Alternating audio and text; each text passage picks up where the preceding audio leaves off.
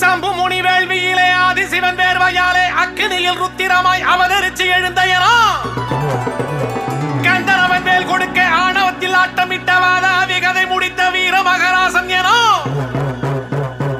இந்திரனின் பெண் மணந்து 8 திசை குலம் செழிக்க நாடாண்ட மூத்தையனா நம்ம வன்னியர் குல சத்திரியர் எனந்தாண்டா வீர வன்னியர் எனந்தாண்டா.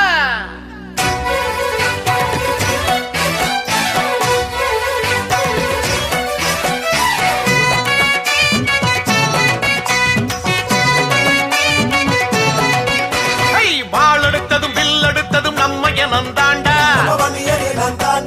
வேலெடுத்ததும் வினை முடித்ததும் நம்ம எனந்தாண்டா